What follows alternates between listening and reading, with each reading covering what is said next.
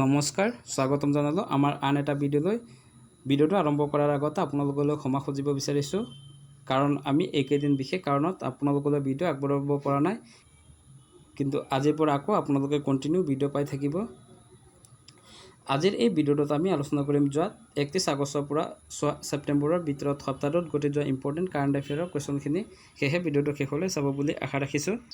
প্ৰথম কুৱেশ্যনটো হ'ব ছাংঘাই সহযোগিতা সংস্থা চমুকৈ SCOৰ শীৰ্ষক সন্মিলন 2025 ক'ত অনুষ্ঠিত হয়? ইয়াৰে চাৰিটা অপশ্যনৰ ভিতৰত ৰাইট এনচাৰটো হৈ যাব অপশ্যন নম্বৰ চি, তিয়ানজিন, চীন। চীনৰ তিয়ানজিনত SCO শীৰ্ষক সন্মিলন 2025 অনুষ্ঠিত হয়। ইম্পৰ্টেণ্ট পইণ্ট, 2025 বৰ্ষৰ ছাংঘাই কৰ্পৰেশ্যন অৰ্গেনাইজেশ্যনৰ 25 সংখ্যক সংস্কৰণ চীনৰ তিয়ানজিনত 31 আগষ্টৰ পৰা 1 ছেপ্টেম্বৰত অনুষ্ঠিত হয়। ছাংঘাই কৰ্পৰেশ্যন অৰ্গেনাইজেশ্যন 1 জুন 2001 চনত গঠন হৈছিল। আৰম্ভণিতে ইয়াত 5খন দেশ আছিল। সেই 5খন দেশ হ'ল চীন, ৰাছিয়া, কাজাখিস্তান, কিৰ্গিস্তান আৰু তাজাকিস্তান।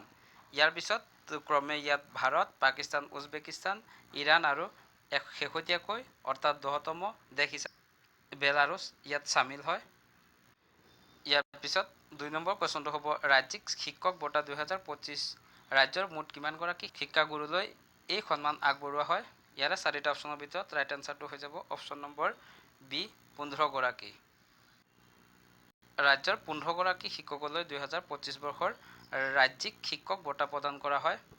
ইম্পৰ্টেণ্ট পইণ্ট, 2025 চনত ৰাজ্যিক শিক্ষক বঁটা 25 গৰাকী কৃতি শিক্ষকলৈ প্ৰদান কৰা হয়। ইয়াৰ উপৰিও অসমৰ ডিব্ৰুগড়ৰ নামচাং TE মডেল স্কুলৰ প্ৰিন্সিপাল দেৱজিৎ ঘোষে পেজি ষ্টাৰ ৰাষ্ট্ৰীয় শিক্ষক বঁটা 2025 চনৰ বাবে লাভ কৰিবলৈ সক্ষম হয়। ইয়াৰ পিছত 3 নম্বৰ কুৱেশ্যনটো হ'ব শেহতীয়াকৈ NIRF-এ জাৰি দেশৰ বিশ্ববিদ্যালয় ৰেংকিঙত গুৱাহাটী বিশ্ববিদ্যালয় কিমানতম স্থানত থাকে? ইয়াৰে অপশ্যনখিনিৰ ভিতৰত ৰাইট এনচাৰটো হৈ যাব অপশ্যন নম্বৰ এ, 9তম।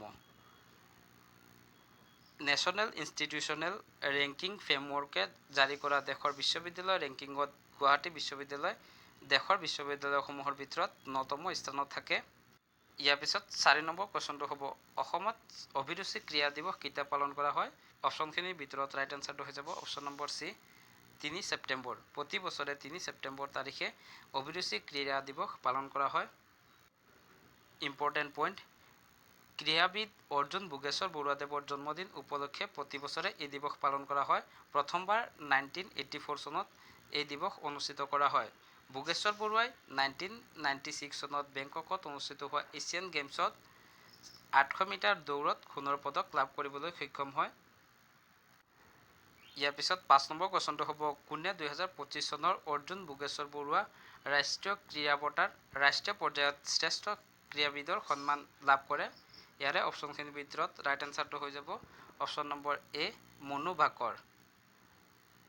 শ্বুটিং খেলৰ লগত জড়িত খেলুৱৈ মনু ভাকৰে 2025 বৰ্ষৰ অৰ্জুন বোগেশ্বৰ বৰুৱা ৰাষ্ট্ৰীয় ক্ৰীড়া বঁটাৰ ৰাষ্ট্ৰীয় পৰ্যায়ত শ্ৰেষ্ঠ ক্ৰীড়াবিদৰ সন্মান লাভ কৰিবলৈ সক্ষম হয়। ইম্পৰ্টেণ্ট পইণ্ট, আছাম অলিম্পিক এছ'চিয়েশ্যনে 2025 চনত এই বঁটা প্ৰথমবাৰৰ বাবে প্ৰদান কৰে আৰু এই বঁটাত ৰাষ্ট্ৰীয় পৰ্যায়ত বেষ্ট স্পৰ্টছ পাৰ্চন হয় মনু ভাকৰ। তেখেত শ্বুটিঙৰ লগত জড়িত।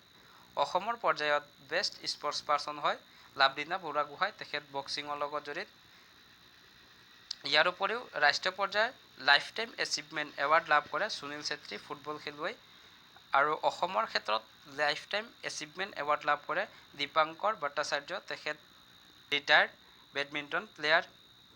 ইয়াৰ উপৰিও ৰাষ্ট্ৰীয় পৰ্যায়ত এমাৰ্জিং প্লেয়াৰৰ বঁটা লাভ কৰে দেৱব্ৰত ভৰালী, আৰু অসমৰ পৰ্যায়ত এমাৰ্জিং প্লেয়াৰৰ বঁটা লাভ কৰে প্ৰিয়ানুজ ভট্টাচাৰ্য। তেখেত টেবুল টেনিছ খেলুৱৈ। নম্বৰ কুৱেশ্যনটো ছেমিকন ইণ্ডিয়া 2025ত অসমৰ পৰা কেইটা চিপ প্ৰদৰ্শন কৰা হয়? ইয়াৰে অপশ্যনখিনিৰ ভিতৰত ৰাইট এনচাৰটো হৈ যাব অপশ্যন নম্বৰ এ, 2টা। ছেমিকন ইণ্ডিয়া 2025ত অনুষ্ঠিত হোৱা এই প্ৰগ্ৰেমত অসমৰ পৰা 2টা চিপ প্ৰদৰ্শন কৰা হয়। ইম্পৰ্টেণ্ট পইণ্ট, টাটা অৰ্চাৰ্ড চিপ আৰু নিট শিলচৰৰ দ্বাৰা নিৰ্মিত নিউডেল এম্প্লিফায়াৰ ফ্ৰণ্ট IC নামৰ এই 2টা চিপ অসমৰ পৰা প্ৰদৰ্শন কৰা হয়। ইয়াৰ উপৰিও এই প্ৰদৰ্শনীতেই কেন্দ্ৰীয় ইলেক্ট্ৰনিক আৰু তথ্য প্ৰযুক্তি মন্ত্ৰী অশ্বিনী বৈষ্ণৱে বিক্ৰম 32 বিট প্ৰচেছৰ নামৰ ভাৰতৰ প্ৰথমটো চিপ মুকলি কৰে আৰু এই চিপটো নিৰ্মাণ কৰি উলিয়াইছিল ইণ্ডিয়া ছেমিকণ্ডাক্টৰ মিছনৰ অধীনত। ইয়াৰ পিছত 7 নম্বৰ কুৱেশ্যনটো হ'ব ৰাষ্ট্ৰীয় শিক্ষক দিৱস কেতিয়া পালন কৰা হয়।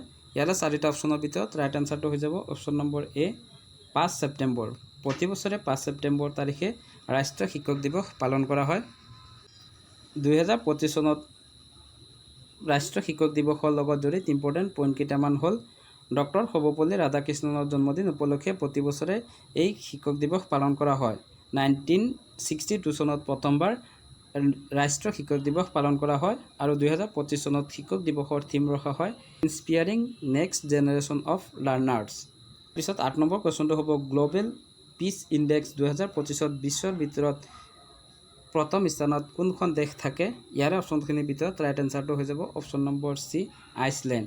ইম্পৰ্টেণ্ট পইণ্ট হ'ব গ্ল'বেল পিচ ইণ্ডেক্স 2025ত প্ৰথম স্থানত থাকে আইচলেণ্ড। ভাৰত এই সূচাংকৰ 115তম স্থানত থাকে আৰু এই ইণ্ডেক্সটো জাৰি কৰে ইনষ্টিটিউট অফ ইকনমিক্স পিচ নামৰ এই প্ৰতিষ্ঠানটোৱে। এইখিনি আছিল আজিৰ আমাৰ এই কাৰেণ্ট এফেয়াৰৰ ভিডিঅ'টোত আলোচনা কৰিবলগীয়া কুৱেশ্যনখিনি। ইয়াৰ পিছত আজিৰ আমাৰ কুৱেশ্যনটো হ'ব ডুৰাণ্ড কাপ 2025 খিতাপ কোনটো দলে লাভ কৰিবলৈ সক্ষম হয়। ইয়াৰে 4টা অপশ্যন দিয়া আছে। এই অপশ্যনখিনিৰ ভিতৰত ৰাইট এনচাৰটো আপোনালোকে কমেণ্ট কৰি জনাব বুলি আশা ৰাখিছোঁ। যদি ভিডিঅ'টো ভাল পায় তেতিয়াহ'লে লাইক কৰিব, কমেণ্ট কৰিব, শ্বেয়াৰ কৰিব আৰু চেনেলটো যদি এতিয়ালৈকে ছাবস্ক্ৰাইব কৰা নাই তেন্তে প্লিজ চেনেলটো ছাবস্ক্ৰাইব কৰিব। ভিডিঅ'টো শেষলৈ চোৱাৰ বাবে ধন্যবাদ।